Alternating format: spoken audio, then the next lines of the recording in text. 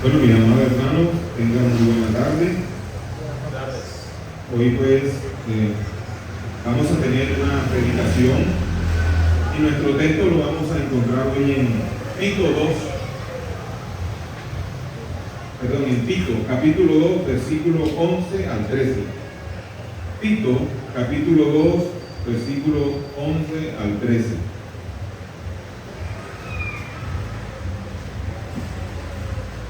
Vamos a orar. Señor, te damos gracias en esta tarde, bendito Padre, por todas estas personas que has permitido que hoy estén entre nosotros, Señor, para escuchar tu santa palabra, para honrarte a ti, para glorificar tu nombre, Señor, y para que este tiempo nosotros seamos edificados en tu palabra conforme a lo que tú has decretado desde la eternidad, Señor. Ayúdanos, Señor, ayuda al predicador para que todo lo que diga sea conforme a tu voluntad y no conforme a la de quien predica, Señor. Ayúdame en esta tarde, yo te lo ruego, y guíame con tu Santo Espíritu. Amén. Bueno, mis amados hermanos, como voy a hablarles del capítulo 2 de la carta a Tito, quiero contextualizarlo primero en el capítulo 1.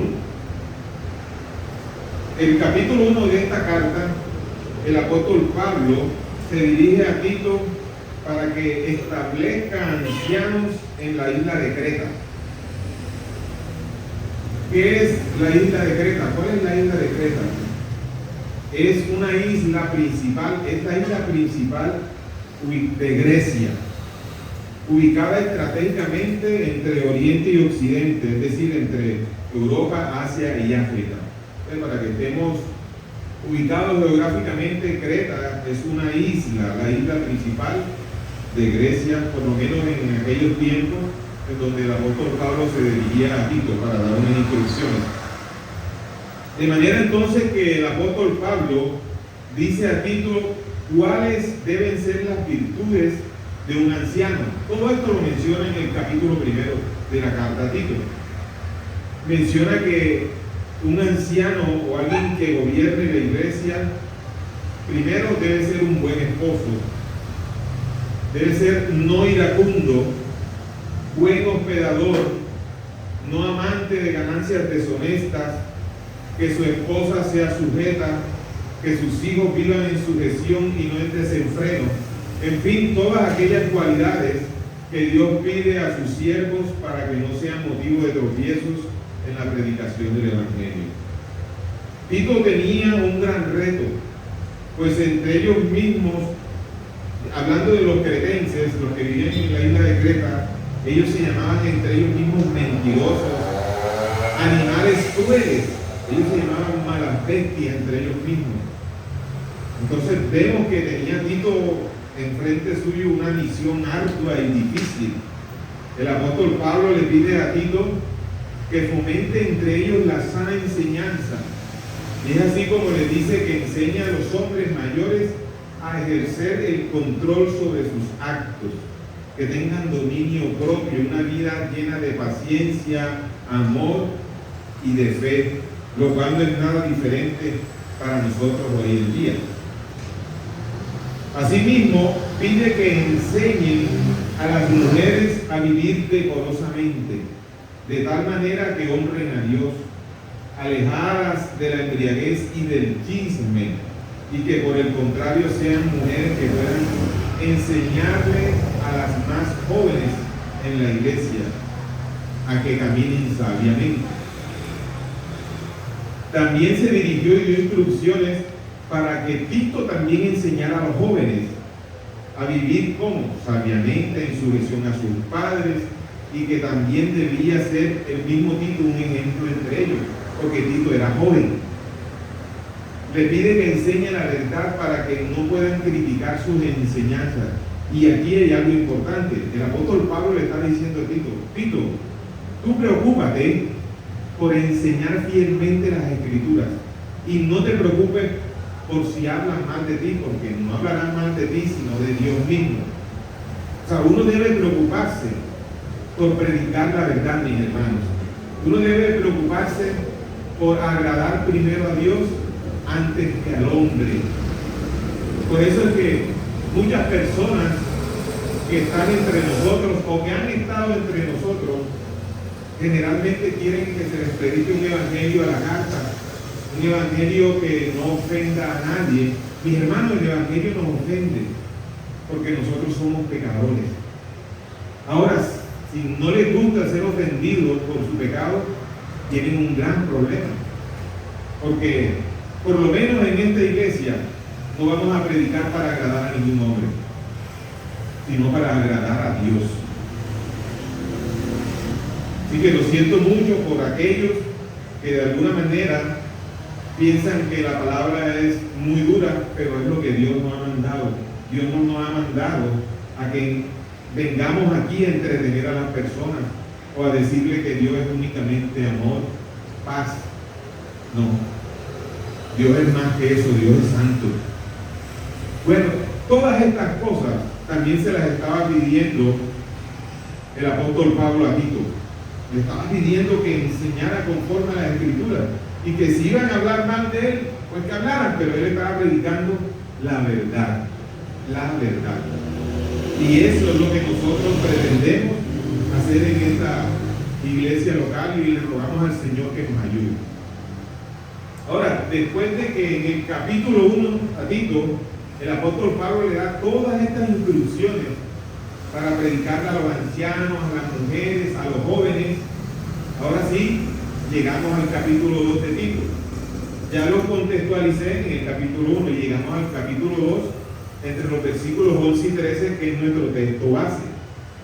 Dice la palabra del Señor: porque la gracia de Dios se ha manifestado para salvación a todos los hombres, enseñándonos que renunciando a la impiedad y a los deseos mundanos, vivamos en este siglo sobria, justa y piadosamente, aguardando la esperanza bienaventurada y la manifestación gloriosa de nuestro gran Dios y Salvador Jesucristo. Hemos puesto como título a nuestro mensaje hoy, mis hermanos, la gracia manifestada y esperanza gloriosa. El título de nuestro sermón nos debe hacer considerar lo siguiente. Primero, ¿cómo se manifestó la gracia de Dios? Segundo, ¿cómo deben vivir los beneficiados por esta gracia? Y tercero, ¿cuál es la promesa para aquellos que viven santamente? En este orden de ideas trataremos de contestar estas preguntas hoy en este sermón, las cuales tienen como objetivo aclarar nuestro deber como creyentes y darle todas las cosas en ellas y todas las cosas la gloria al Señor, que es el único que se la merece. No podemos perder de vista estas bellas instrucciones que se le estaban dando a Tito por parte del apóstol Pablo para que corrigiese lo defectuoso en la isla de Creta, en donde estaban aquellos hermanos a quienes sin duda se les había predicado alguna vez el evangelio, pero que se estaban desviando. Vamos a nuestra primera pregunta enseguida. Ante la pregunta número 1, ¿cómo se manifestó la gracia de Dios? Bueno, sin duda alguna, esta gracia la hemos visto manifestada primero en el decreto de Dios. El decreto eterno del Padre siempre lo contuvo. ¿Y por qué? Bueno, recordemos la definición del decreto. Ya nosotros hemos estudiado qué es el decreto de Dios. Y decíamos que era su propósito eterno, según el consejo de su propia voluntad, en virtud del cual ha preordenado para su propia gloria todo lo que sucede. Eso es el decreto de Dios, mi hermano. Entonces, Dios mismo decidió que esa gracia viniera a nosotros y así se diera el plan de redención para salvar a los que Él escogió desde antes de la fundación del mundo. Es decir, Dios había establecido en su decreto eterno que su amado Hijo Jesucristo sería la gracia manifestada más grande. Y eso lo Dios lo decretó desde siempre, en la eternidad. Miremos el siguiente texto maravilloso que nos habla, entre otras cosas, de este tema. Lo encontramos en Efesios 1, versículos 3 y 7. Efesios 1, 3 y 7. Dice: bendito sea el Dios y Padre de nuestro Señor Jesucristo, que nos bendijo con toda bendición espiritual en los lugares celestiales en Cristo, según nos escogió en Él antes de la fundación del mundo, para que fuésemos santos y sin mancha delante de Él, en amor habiéndonos predestinado para ser adoptados hijos suyos por medio de Jesucristo, según el puro afecto de su voluntad, para alabanza de la gloria de su gracia, con la cual nos hizo aceptos en el amado, en quien tenemos redención por su sangre, el perdón de pecados según las riquezas de su gracia. Este texto es maravilloso, nos muestra la soberanía de Dios en la elección del hombre y nos muestra que nuestra mayor gracia tiene nombre propio y es nuestro amado Jesús el Cristo. Iglesia, sin duda alguna, la redención ha encontrado su vehículo más eficaz en la bendita gracia de Dios. El apóstol Pablo lo sabía y lo practicaba. Él experimentó la gracia o ese favor inmerecido de Dios. Él también entendió que Dios mismo es quien ha dispuesto todos los medios para que la iglesia de la isla de Creta en aquel entonces y ahora tú y yo fuésemos redimidos según el plan perfecto de Dios. Dios todo esto lo ha dispuesto, mis hermanos. Y de esta misma manera, Dios le está dando estas instrucciones a Tito para que él le diga a los hermanos cretenses que la gracia maravillosa encarnada en nuestro amado Señor Jesucristo fue manifestada y fue decretada desde antes de la fundación del mundo. O sea, Tito está recibiendo unas instrucciones para que aquellos hermanos que en alguna ocasión se les predicó y la iglesia vino a conformarse en la isla de Creta, ellos no podían, o sea, el apóstol Pablo no entendía cómo ellos estaban tratando de esa manera, cómo se trataban malas bestias, había chisme en la iglesia, los jóvenes no se sujetaban a sus padres, las esposas no se sujetaban a sus esposos, los esposos no trataban a las esposas como Dios manda en las Escrituras. Había una preocupación del apóstol Pablo. Sin duda faltaba una guía en la iglesia de Creta y el apóstol estaba enviando ¿a quién? Al joven Tito, para que él hiciera todo esto, para ordenar lo que estaba mal en la iglesia de la isla de Creta. Nuestros pecados, así como los de los hermanos en la isla de Creta, habían sido perdonados. Ellos ahora poseían las riquezas de su gracia, así como nosotros las poseemos también. Ellos fueron lavados por la sangre del Cordero, así como nosotros también hemos sido lavados por la sangre del Cordero. Entonces, ahí estaba la preocupación del apóstol Pablo.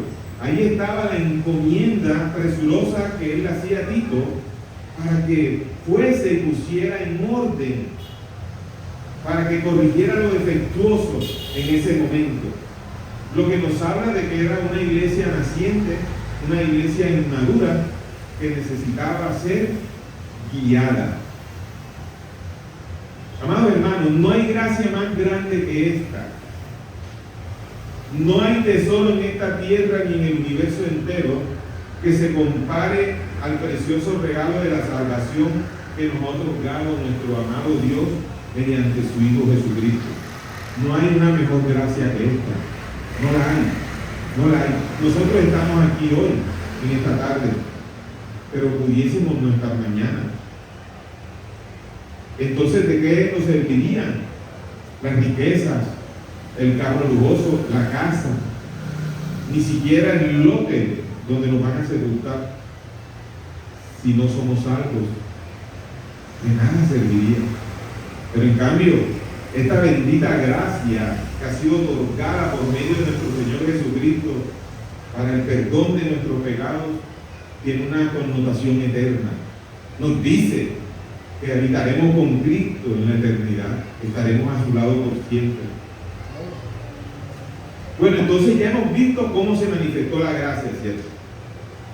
La gracia de Dios. Ahora vamos a procurar entender el mandato e instrucciones que Pablo le dio a Tito para que enseñase en la isla de Creta, más precisamente a estos hermanos de los cuales ya le he venido diciendo. Ahora, segunda pregunta: ¿cómo deben vivir los beneficiados de esta gracia? ¿Cómo? Bueno, el mismo texto lo responde. El texto nos dice: sobria, justa y piadosamente. Sobria, justa y piadosamente. Y es que el apóstol Pablo dice a Tito que aquella gracia de Dios que fue manifestada plenamente en Cristo Jesús nos debe enseñar a nosotros cómo debemos andar en este mundo. Que no es posible que aquellos que fueron plantados sobre bases sólidas del Evangelio de Cristo hoy se estén desviando a causa de cuentos y fábulas de legalistas entre ellos. Y esto era lo que pasaba en la isla de Creta. En la isla de Creta había muchos charlatanes. Cuando digo charlatanes me refiero a todo aquel tipo de personas que salían con cuentos, le decían, hablaban de maravillas, de cosas místicas, y los cretenses les estaban dando y prestando oído a todo agorero y a todo charlatán que predicaba una cosa diferente al Evangelio de Cristo. Y esto llegó a oídos del apóstol. Ahora, entonces miremos qué es andar sobria, justa y piadosamente, como dice el texto. El vivir sobriamente, ¿cómo vivimos sobriamente? Está íntimamente relacionado a nuestra adoración a Dios. Y esta palabra sobriamente, en este contexto proviene del griego vaiaria, que significa la sobriedad del creyente solo puede estar ligada a la forma como adora a Dios. Entonces, vivir sobriamente, ¿qué es? Adorar a Dios en los términos que Dios dice que le adoremos. No adorarlo como tú crees que debes adorar a Dios. Adorar a Dios obviamente es adorarlo como Él manda en la palabra. Y la manera más eficaz de adorar a Dios, ¿saben cuál es? Obedeciéndolo. Obedeciendo su palabra y siendo hacedores de ella. Hagamos una distinción entonces entre lo que es adorar y no adorar bíblicamente.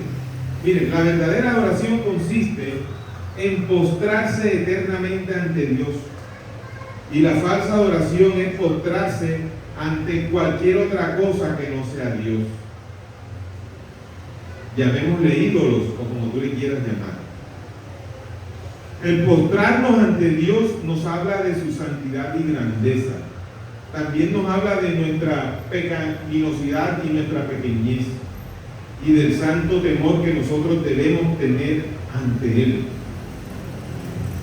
El vivir sobriamente demanda de nosotros que reconozcamos las virtudes.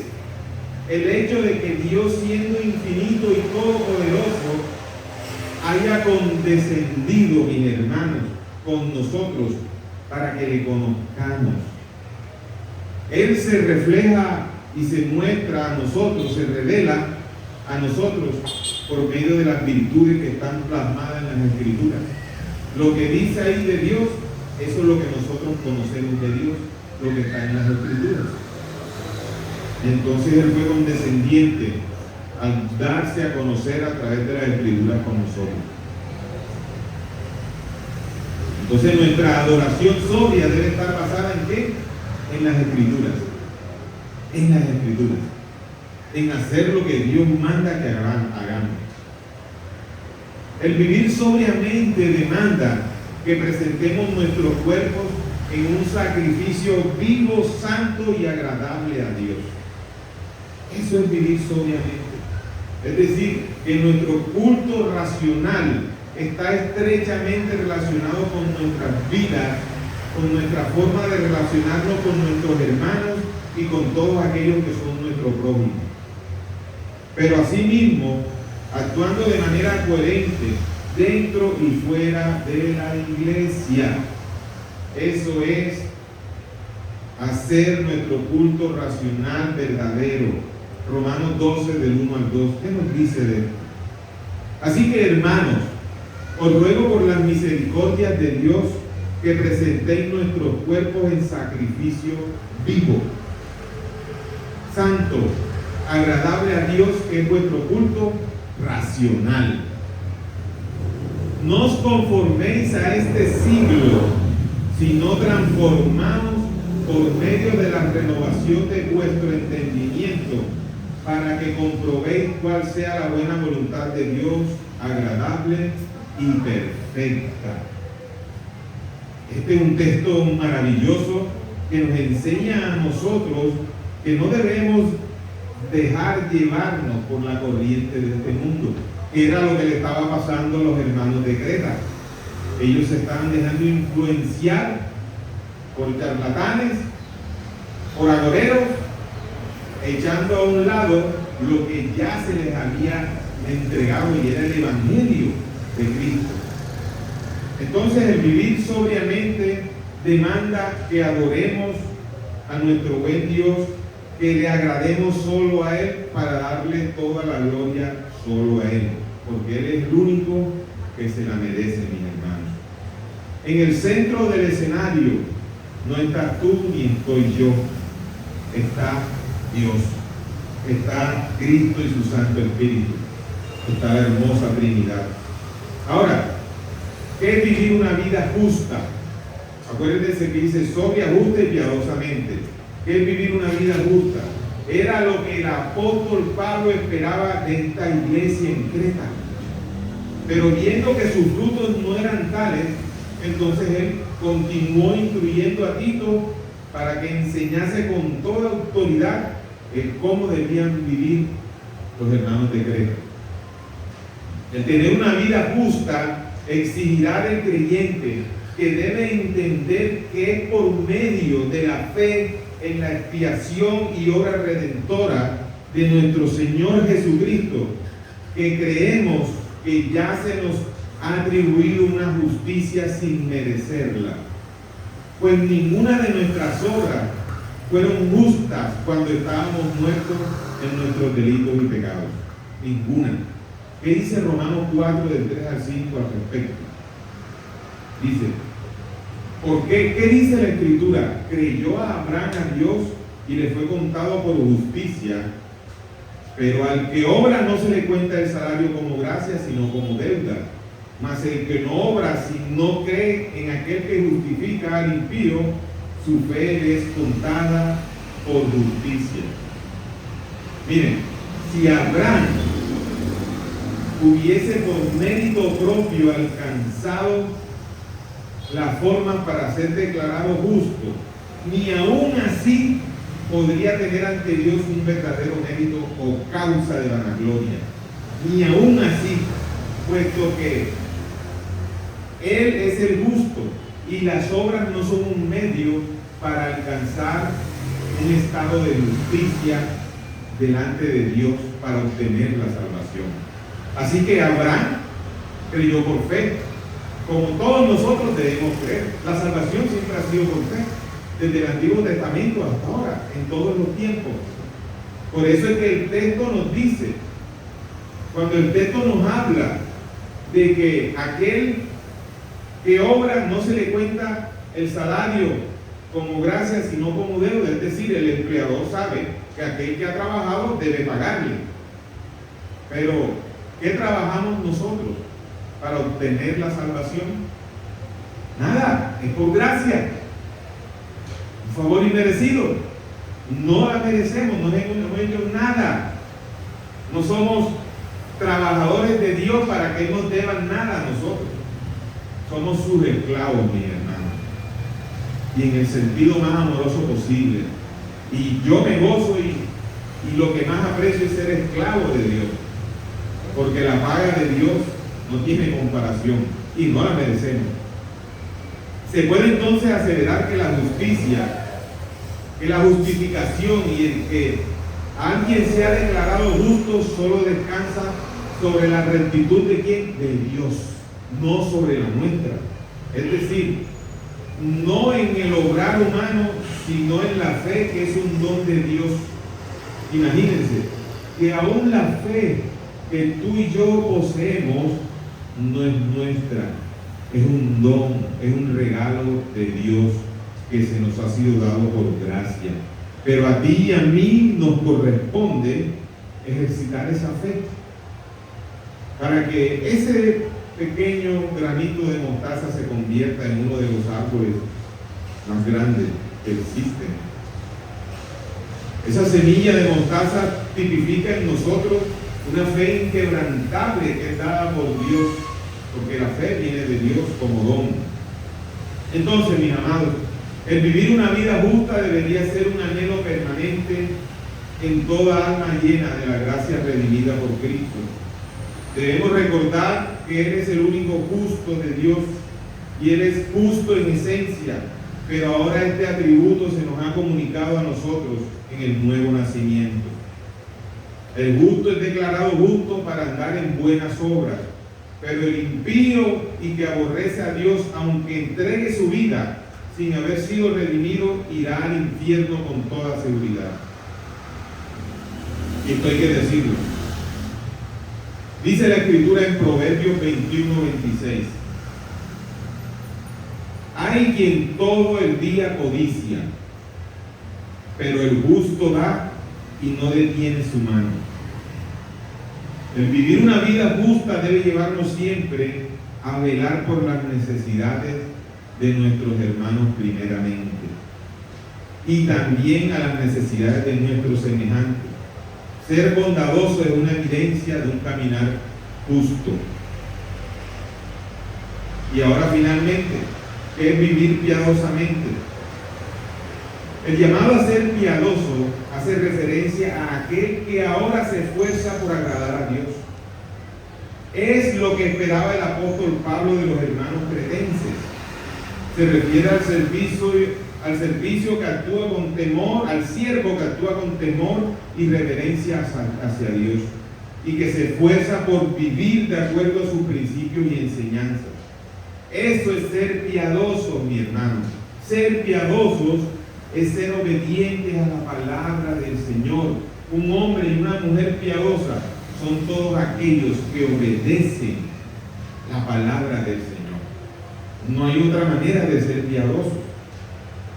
Podríamos incluso hablar de Abraham, aquel siervo del Altísimo que demostró una piedad revestida de la absoluta obediencia, tanto así que él estuvo dispuesto a entregar a su único hijo, a quien tuvo siendo un anciano.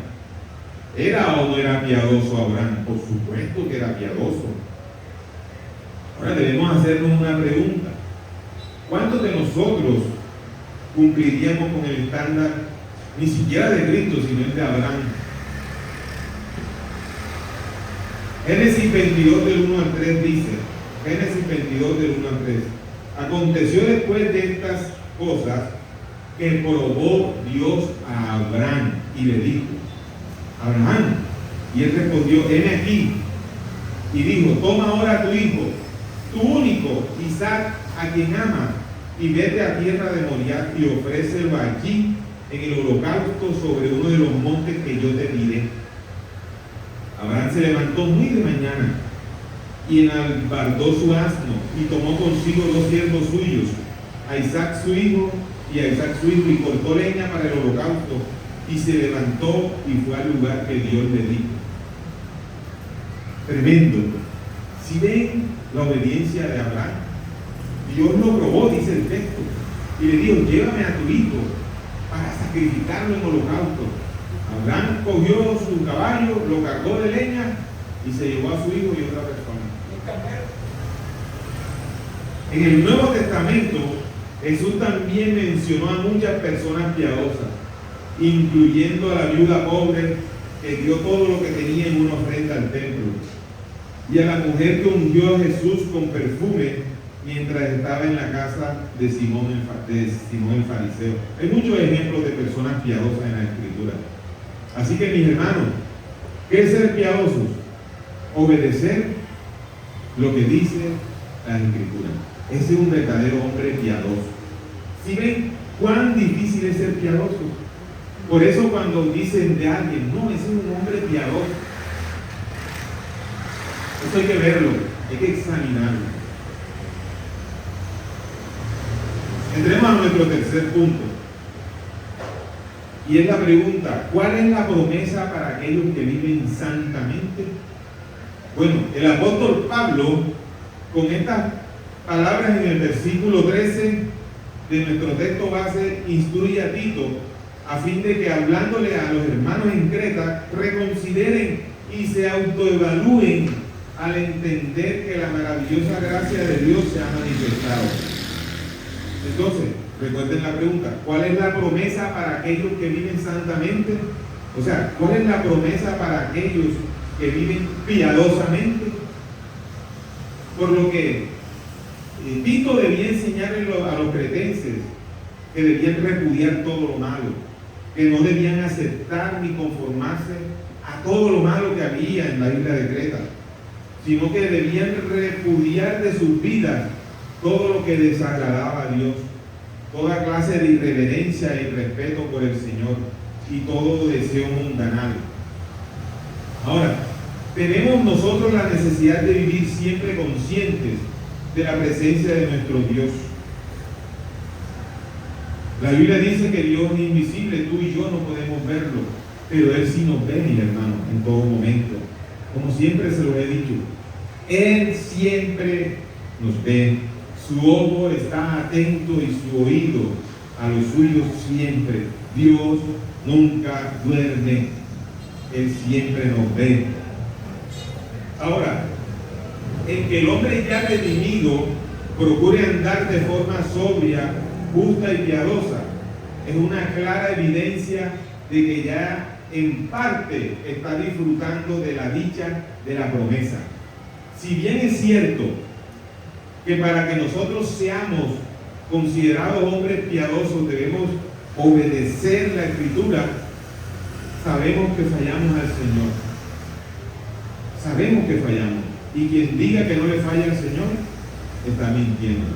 Pero debe haber en nosotros la clara intención siempre de procurar agradar al Señor, de levantarnos cuando caemos. Y no solo eso, arrepentirnos y no volver a hacer lo mismo, mi hermano. Eso quiere decir que debemos seguir dispuestos a agradar a Dios. ¿Por qué? Bueno, examinemos lo que dice Primera de Juan 3:2. Primera de Juan 3:2. Por esto debemos agradar al Señor. Miren, ¿por qué? Porque, amados, ahora somos hijos de Dios y aún no se ha manifestado lo que hemos de ser. Pero sabemos que cuando Él se manifieste, seremos semejantes a Él, porque le veremos tal como Él es. Amados míos, iglesia, hay una promesa gloriosa en este texto que el apóstol conocía e instruía a Tito para que él transfiriera esto a los cretenses, con la esperanza de que no se desviaran, que no se envanecieran. Y era la promesa de que cuando Cristo regrese, operará y se manifestará en todos sus redimidos y nos glorificará a todos nosotros, Señor. Será en ese momento cuando ya no tengamos ninguna inclinación pecaminosa, cuando nuestras inclinaciones todas sean de continuo al bien, cuando Cristo venga y nos glorifique. Será cuando dejemos de vivir en un mundo caído y experimentaremos no solo en nuestra propia vida, sino en la creación, un cielo y tierra nuevos que debemos esperar fervientemente. Mi amado, la respuesta a esta pregunta es que esa esperanza que nosotros tenemos, vamos a estar viviendo en una tierra nueva hecha por el Señor, una tierra también glorificada, en donde ya no habrá más pecado, donde no habrá más llanto ni dolor, donde el pecado no podrá hacer lo que ha hecho con nosotros. Segunda de Pedro 3, del 12 al 13. Segunda de Pedro 3, del 12 al 13. Dice, dice, esperando y apresurándoos para la venida del día de Dios, en el cual los cielos encendiéndose serán deshechos y los elementos siendo quemados se fundirán. Pero nosotros esperamos según sus promesas cielos nuevos y tierra nueva en los cuales mora la justicia. Si ven lo precioso que es este texto. Este texto nos está diciendo que los elementos se derretirán, que esta tierra toda será glorificada y antes será deshecho todo el mal que se ha causado a la tierra por culpa de nuestro pecado. Porque nosotros, Adán cuando pecó, maldijo a la tierra. Crecieron espinos y el hombre llevó en sí una sentencia de muerte espiritual. Pero ahora tenemos vida en Cristo Jesús, mis hermanos. Es por esta razón, amada iglesia, que la maravillosa gracia de Dios nos enseña a repudiar toda clase de impiedad y de deseos mundanos, y que vivamos justa, sobria y piadosamente, porque tenemos una bendita esperanza que aguardar. En consecuencia, debemos permanecer firmes y aguardando nuestra bendita esperanza de los creyentes, esta dicha eterna que está reservada únicamente para aquellos que fueron redimidos por la sangre del Cordero, para los que han sido salvados por la maravillosa gracia de Dios. Pero los que han sido redimidos de todos sus pecados por el sacrificio de Cristo en la cruz, para ellos es esta gracia, para los que han sido convencidos de su pecado y de su culpa, para todos aquellos que hoy entienden que sin Cristo no son nada, que para todos aquellos que hoy entienden que la única manera de vivir aprovechando el tiempo es obedeciendo a Cristo, que baste ya todo lo que hemos pasado y vivido en este mundo para no vivir más de una manera desordenada, mis hermanos. Para nosotros, amados hermanos, es esta bendita esperanza. Esta es la esperanza de los creyentes. Amados, un día Cristo vendrá y la Biblia dice que todos verán su gloria. Mateo 24, 30, 31. Entonces aparecerá la señal del Hijo del Hombre en el cielo. Y entonces lamentarán, miren, lamentarán todas las tribus de la tierra y verán al Hijo del Hombre viniendo sobre las nubes del cielo con gran poder y gran gloria. Y enviará sus ángeles con voz de trompeta y juntarán a sus escogidos de los cuatro vientos desde un extremo del cielo hasta el otro. Mi hermano, esto no es un juego. Esto no es un juego. Ustedes se imaginan la agonía que sentía el apóstol Pablo al considerar que había muchos entre ellos que no caminaban rectamente. Pues no recordaban estas maravillosas promesas como esta que vemos aquí en Mateo 24, del 30 al 31. No las recordaban, amada iglesia. Yo creo firmemente en estas promesas, ¿saben? Yo creo que todo lo que aquí está contenido es verdad, es una verdad absoluta que no admite prueba en contrario. Yo creo que Cristo vino y vendrá nuevamente por su iglesia. Yo creo que solo su palabra revelada es la que da vida a los muertos espirituales. Yo creo que su Santo Espíritu es una persona que nos guía, que es nuestro consolador hasta cuando Él venga. Díganme ahora, ¿cómo no aguardaremos la esperanza gloriosa en la que todo ojo le verá? ¿Cómo no predicaremos la verdad de Dios aunque te ofendas?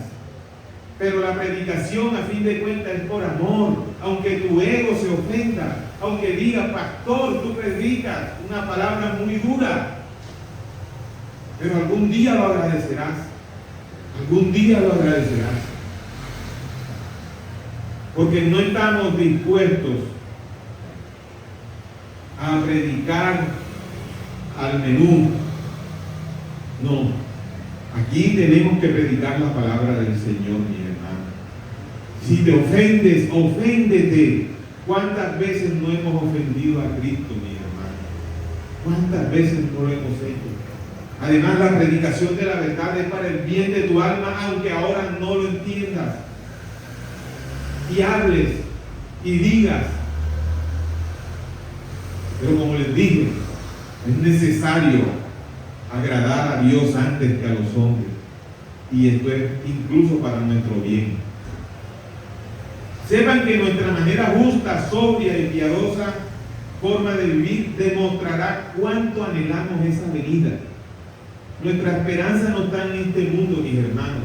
No está en los tesoros corruptibles de este mundo, ni en los gobiernos, ni nada de este mundo. Nuestra esperanza solamente está en Dios, en su Hijo, nuestro Salvador, y en su Santo Espíritu que nos guía a toda verdad. Es ahí en donde está nuestra esperanza. Ahora, el mundo no espera el día que Cristo volverá. El mundo no lo espera. El mundo no espera cielos nuevos. El mundo no espera tierra nueva donde more la justicia. El mundo no espera que el reino de Dios venga y llene toda la tierra con el conocimiento de su Señor. No, el mundo no espera eso. El mundo espera que de pronto el mundo se acabe por una guerra nuclear o porque el calentamiento global derritió los polos y nos inundamos. Pero no, mis hermanos, el mundo no se acabará de esa manera. El mundo pasará a ser lo que Dios dice en la Escritura cuando Cristo venga por segunda vez. Y en eso es lo que nosotros debemos creer. Cuando Cristo venga por segunda vez. Así que no se pongan a estar creyendo lo que dice el fulanito, las noticias. No. El mundo se acabará cuando Cristo venga por segunda vez. En el sentido de que aquellos que despreciaron a Cristo irán al infierno. Y aquellos que le amamos estaremos eternamente con Él en gloria. Y la tierra será deshecha, como decía el apóstol Pedro. Y tendremos tierra nueva y cielos nuevos. Yo creo en eso firmemente, mi hermano.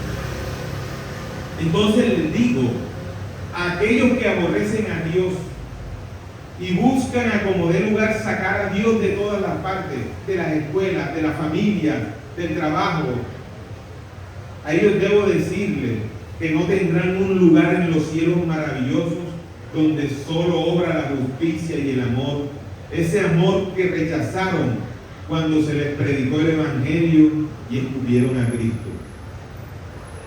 Dios no se complace en la muerte, mis hermanos, ni en la condenación del impío. Tampoco vayan a imaginarse que Dios quiere que los impíos mueran. Dios no se complace ni siquiera en la muerte de los impíos, porque aún los impíos fueron hechos a imagen de Dios. Ellos portan la imagen de Dios, muy desfigurada, pero la portan. Así que tú que hoy has escuchado su palabra, te convino, te llamo, no des la espalda. Quizá mañana sea tarde, o quizás después de escuchar estas palabras sea tarde. Acepta que solo hay un Dios trino, todopoderoso, que te hizo y que te sustenta, que por Él es que entra aire en tus pulmones y sigues respirando. Ese amoroso y bendito y justo Dios que envió a su unigénito Hijo Jesús el Cristo a morir y pagar una deuda que ni tú ni yo podíamos pagar. Así que tú que has escuchado esta palabra hoy y que has rechazado siempre el Evangelio, sabes que te digo, ríndete, porque tus fuerzas nada son sin Él, porque Él es la roca eterna que sustenta a toda alma viviente. Cristo reina, mi hermano, y Él es todopoderoso. Nuestro buen Dios nos ayude a esta iglesia y a toda su iglesia en el mundo entero. Oremos. Amado Señor, te damos gracias por tu palabra. Hoy hemos predicado tu palabra, tu Evangelio.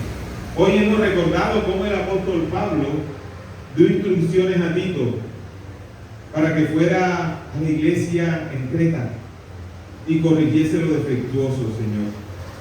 Asimismo, Señor, debemos caminar nosotros. no olvidando lo que se ha sembrado en nosotros y no prestando nuestros oídos a fábulas, ni cuentos, ni chismes, y no sujetándonos como tú mandas en la palabra. Ayúdanos a ser piadosos, obedientes a tu palabra.